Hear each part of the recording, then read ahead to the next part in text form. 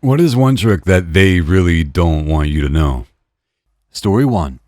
Anytime you order from Papa John's, use the promo code AARP25 to get a 25% knocked off the subtotal. Works everywhere, every time.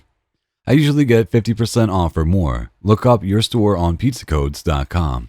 Also, join Papa John's reward system to get a free pizza every time you spend $100. Happens a lot faster than you think. And if you want codes to get sent to your email, get added to their email service. They usually have half-off deals all the time, especially during sporting events. I haven't paid full price on Papa John's for years now. Happy savings. Story 2. You can file a complaint with the FCC if a telecom company jerks you around, and you'll get the results you should have to begin with. I used this when AT&T charged me local taxes and fees for a state I hadn't set foot in for 14 months. I painstakingly crafted a Google Doc of every single penny and called them and asked for a refund. They told me that they can't refund taxes and that there was no one I could escalate to, and offered me a one-time refund of $25. I filed a complaint with the FCC, and a few days later got a voicemail from an executive customer support asking for a call back. I didn't even bother and got another phone call where they told me they were calling about my letter to the FCC and refunded me every goddamn penny and fixed my account. AT&T are lying fucking scum, but they're still the FCC's bitch. Story 3. If you want to cancel your hotel room last minute, but there's the cancellation fee, call and change your reservation to a few weeks later. Call around midday to change, give a legitimate sounding reason, meeting rescheduled, misremembered the flight date, etc. This will, hopefully, ensure the agent doesn't make a note in the internal only notes field. Call back to cancel at least 8 hours later. It's unlikely the hotel has agents on 8+ hour shifts. Source, I used to work at a hotel. Stay date changes are rare, even for the hotel, which was by O'Hare, and sent up red flags. You want one employee to handle the change and another employee on another shift to handle the cancel. Hotels are notoriously awful at inter-shift communication. I read a post somewhere somebody bought a plane ticket, but then couldn't go. Of course, airlines don't let you transfer the ticket from one person to another, so they were stuck. Or were they? The airline's customer service was run out of some country that didn't know a James from a Jamsp to a Tupmas. The guy called the airline every day to correct the spelling of the name on the ticket, every day changing one letter at a time until the ticket was now on the other person's name. Story 4. The most doling that occurs with cartridge razor blades is not a result of shaving, but rather water being left to evaporate on the blades. I've been using the same cartridge for the past 8 months by running the blades upwards, i.e. opposite of the direction you would when shaving, on a towel 15 times after rinsing it off, then blowing on it for a few seconds. 8 months later, this blade barely pulls at all. I have a small mason jar I have filled with rubbing alcohol that I switch the blade in after I shave. That drives the water off the blades, and when I put the shaver down, the alcohol then evaporates. Didn't reach your record, but I have a blade cartridge last 5 months. Story 5. Mr. Clean Magic Erasers are just melamine sponges. You can buy them like 10 for $1 on eBay.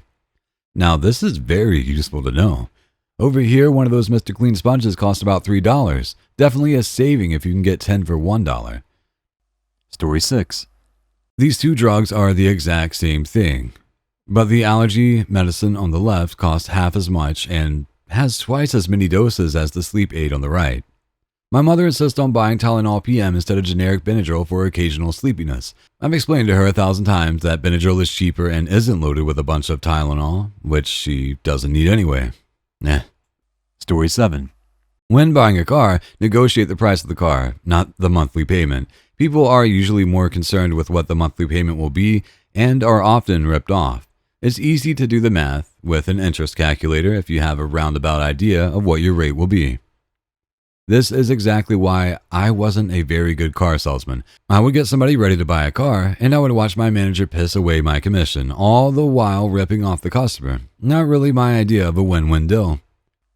Story 8. You're probably using too much laundry detergent, shampoo, and toothpaste each time you use them. Story 9. Browse incognito to get past a paywall news website. Only works where you are allowed X articles per week. Incognito is the news stealing your neighbor's paper off of his driveway and then throwing it in the trash. They might not want you to know, but they don't really care either. It's a porous paywall model. They know people can get around the paywall easily, but the hope is that some of those people will eventually become subscribers. In New York Times case, they have something like over 1 million digital-only subscriptions, and the model has been working quite well for them. Just keep in mind it costs money to produce the news. If you can afford it, you should consider subscribing to a news outlet you like. Story 10. I don't know if they don't want you to know about this, but here we go.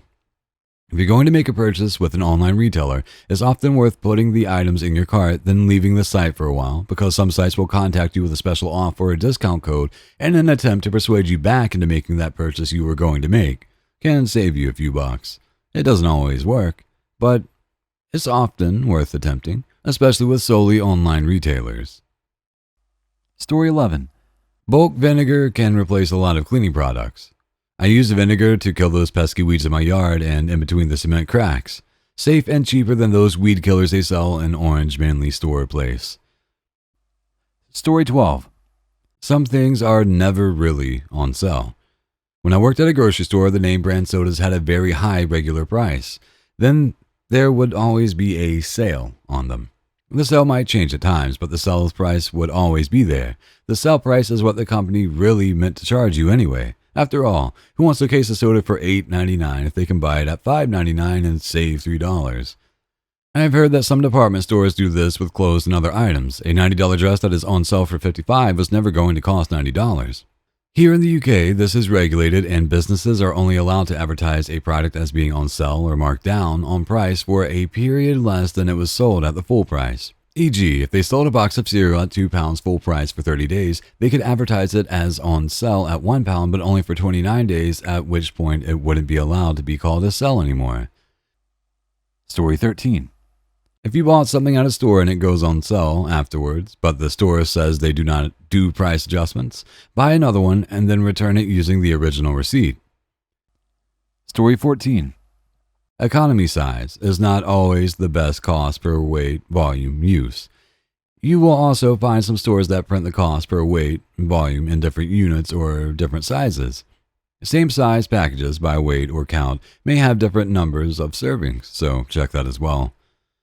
Not a problem in the glorious EU. Price per kg displayed by law. Story 15. I once lost the ticket I had received when parking my car at the airport. Upon leaving, I was told that, without the ticket, they'd have to charge me for a full day, which was fine since I had been parked there for a week. Ooh, I like this one, but there has to be a way for them to check this quickly, right? Story 16.